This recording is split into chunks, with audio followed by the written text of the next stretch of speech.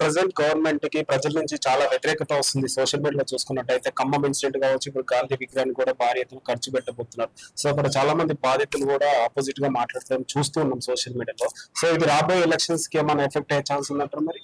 అసలు ఏముండదండి. మీరు అంబర్పేటలో ఒక చెరువు ఇది చేసింది, అది మొత్తం కిందసారి బతుకమ్మ ఆడింది. అది జనాలందరూ ఫస్ట్ అక్కడ కూడా చాలా ఇబ్బంది పెట్టారు, వద్దు చేయడానికి వీలు లేదు కాదు అని.